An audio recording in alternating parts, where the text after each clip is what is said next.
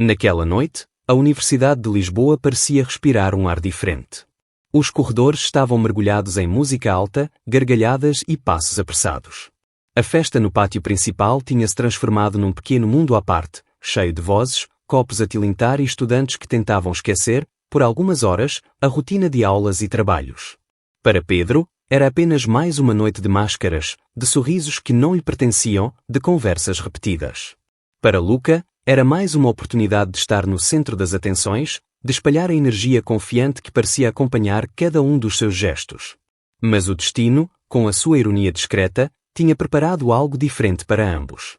No meio do tumulto, entre dezenas de colegas que se aglomeravam junto à mesa das bebidas, algo inesperado aconteceu. Um olhar cruzou-se, primeiro breve, quase banal, mas suficiente para que Pedro sentisse o coração acelerar.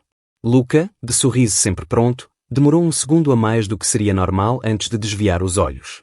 Foi nesse instante minúsculo, perdido no barulho da música, que se abriu a primeira fissura na fachada da amizade. Minutos depois, como se o caos da festa tivesse decidido empurrá-los para longe, acabaram os dois sozinhos num canto mais afastado, junto a uma das arcadas antigas que davam para o jardim interior da faculdade. O som estava mais abafado ali, a luz mais fraca, e a presença dos outros parecia distante, quase irrelevante. Pedro encostou-se à parede fria, tentando recuperar o fôlego, mas sentia que a respiração lhe fugia não por causa da dança ou da bebida, mas por causa da proximidade de Luca. Foi então que aconteceu.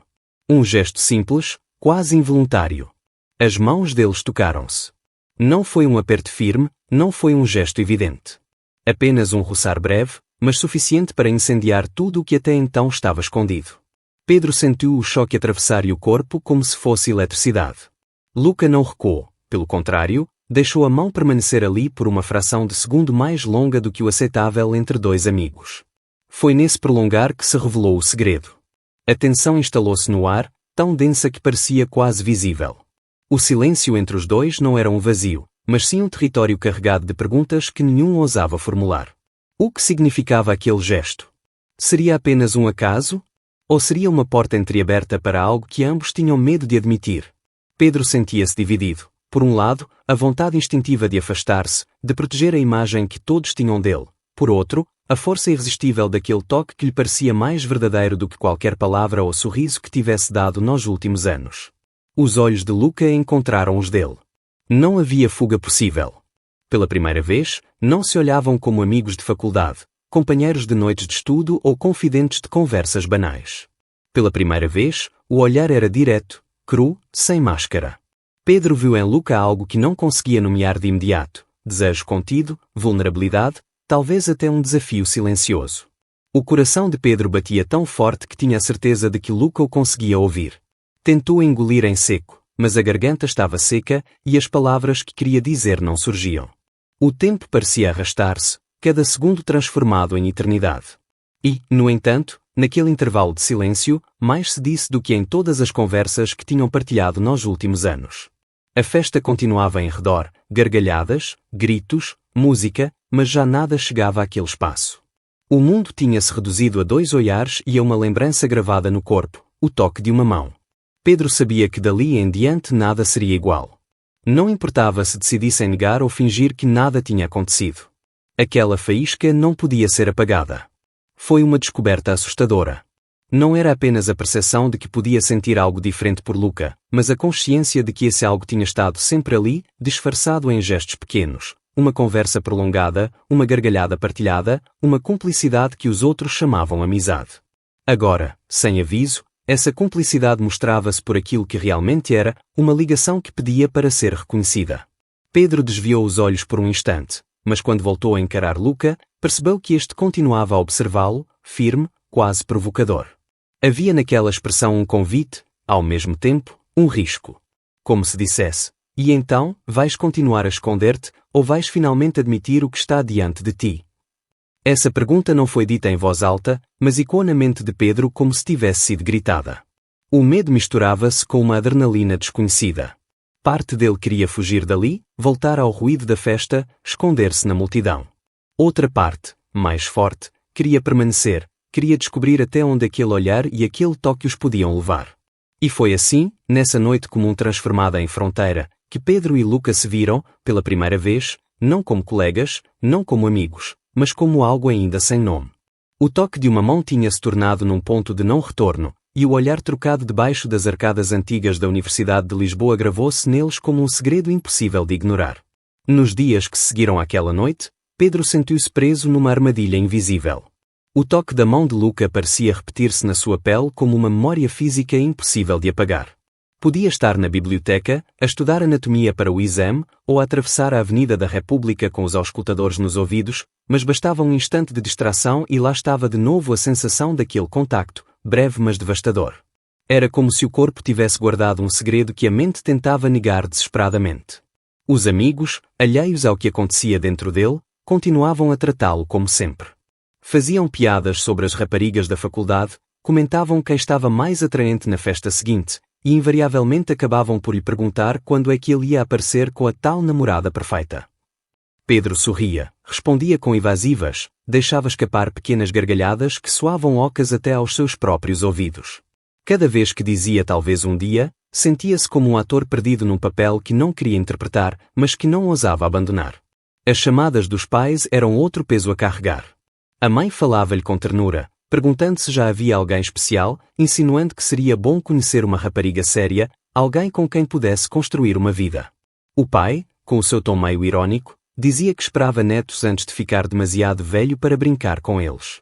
Pedro respondia com frases vagas, escondendo a verdade atrás de um muro de normalidade. Mas, ao desligar o telefone, o silêncio que ficava era ensurdecedor. Luca, por sua vez, parecia ter percebido tudo sem precisar de palavras. Não o pressionava, não o confrontava. Limitava-se a estar presente, com a mesma naturalidade de sempre, mas os seus gestos estavam impregnados de uma paciência dolorosa. Sentava-se ao lado dele nas aulas, fazia piadas para o fazer rir, mas havia um espaço invisível entre ambos, uma distância criada não por falta de vontade, mas pelo medo que Pedro alimentava em silêncio. Essa distância transformava cada momento partilhado numa prova de fogo.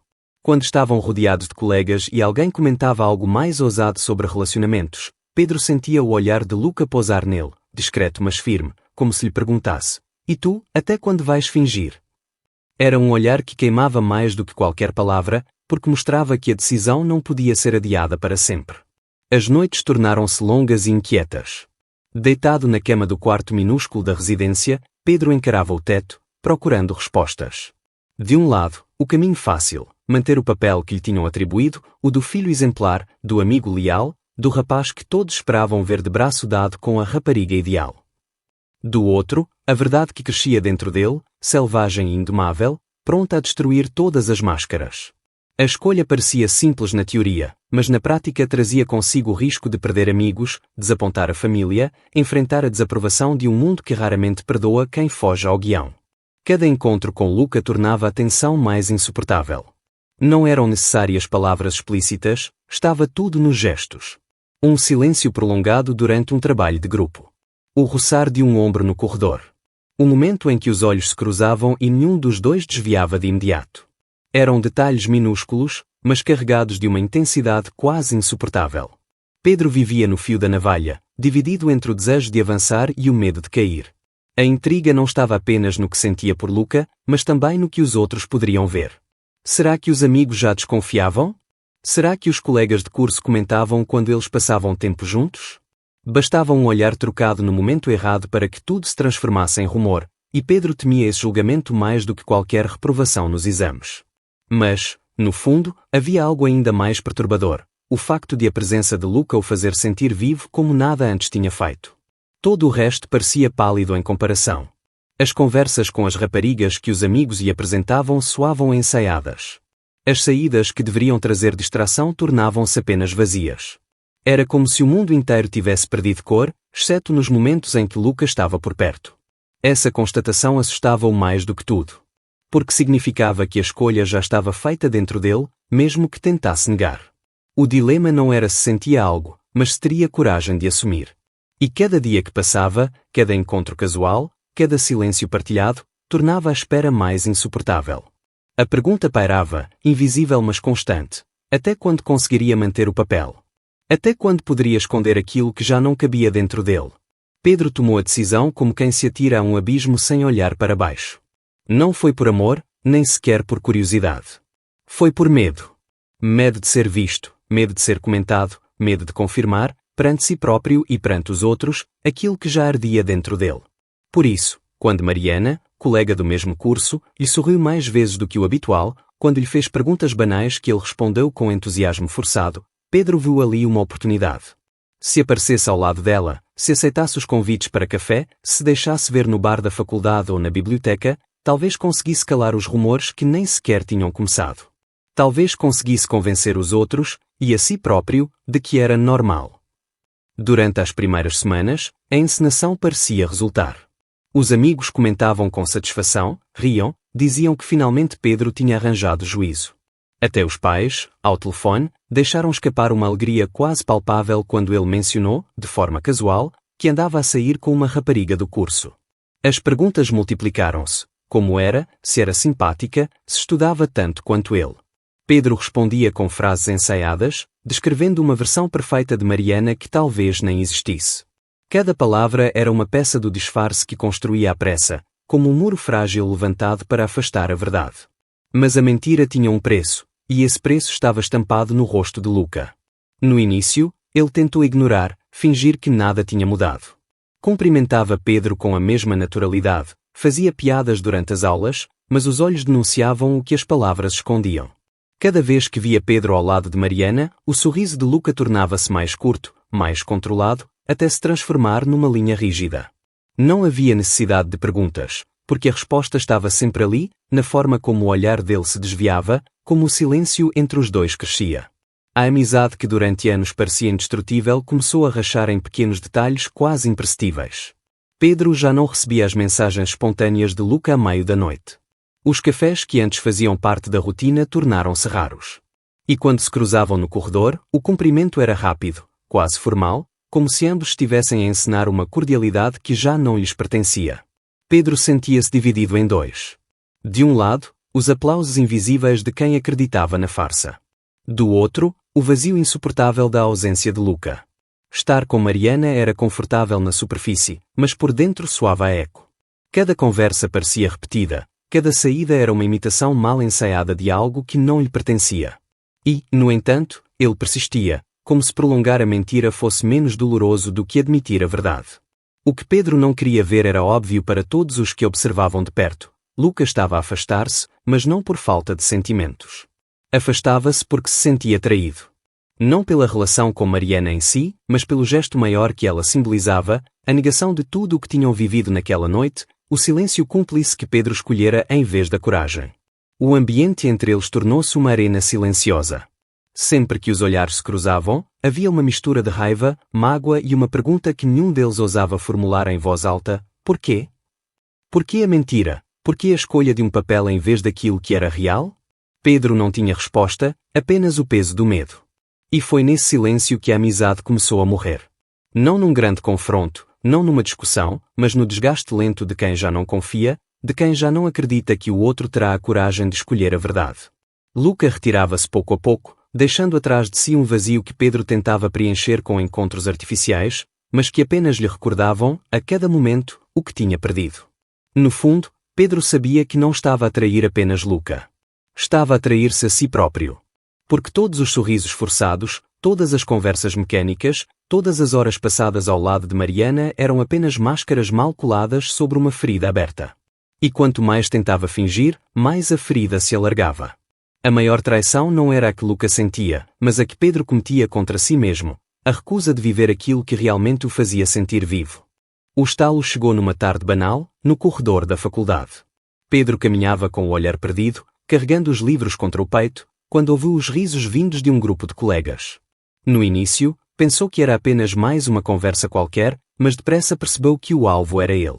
Comentários disfarçados de piada, frases rápidas ditas em voz alta o suficiente para não poderem ser ignoradas. O Pedro afinal anda com todos menos com ele próprio. Cuidado, não vá confundir os amigos com namoradas.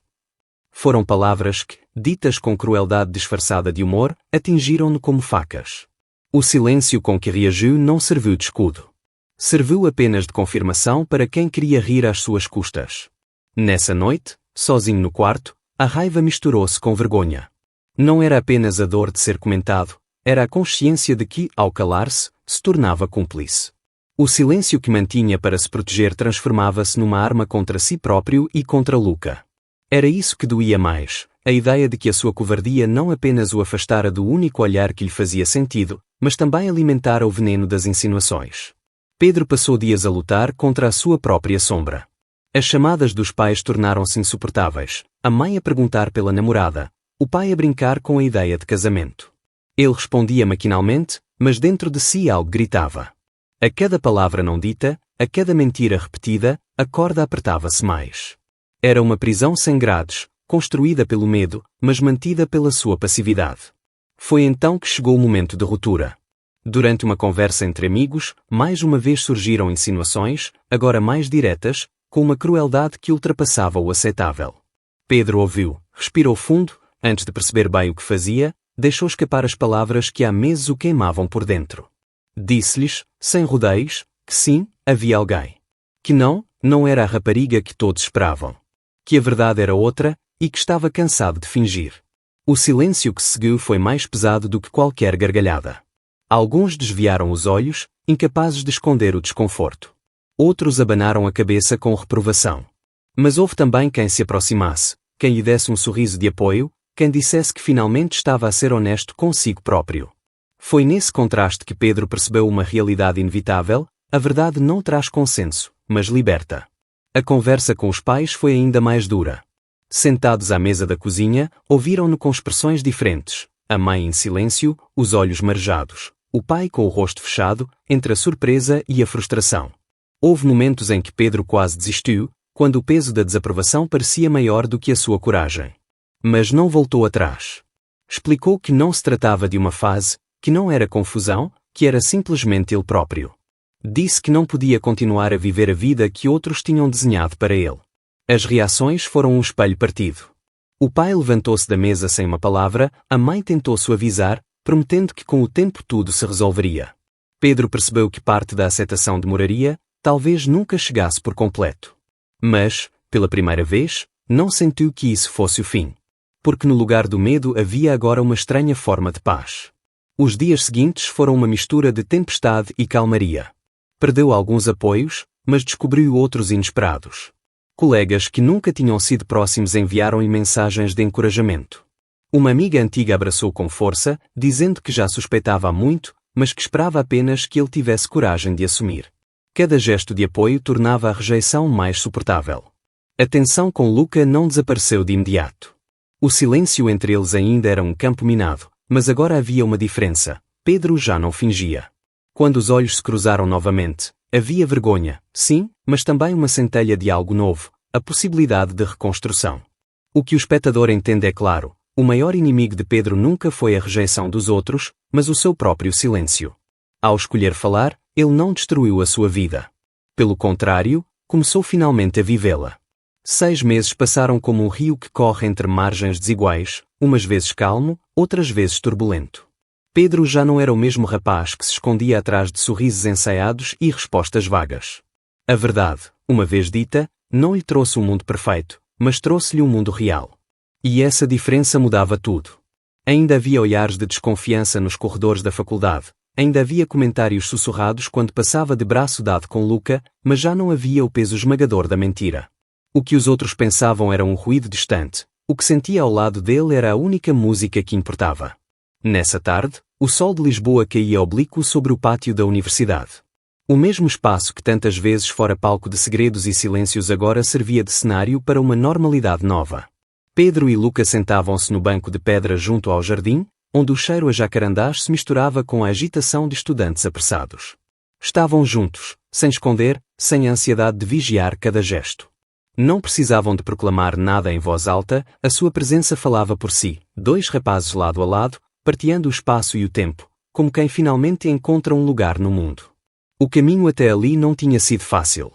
Pedro lembrava-se das discussões em casa, das palavras duras do pai, do silêncio pesado da mãe. Lembrava-se também do vazio deixado por alguns amigos que se afastaram, incapazes de aceitar a sua escolha.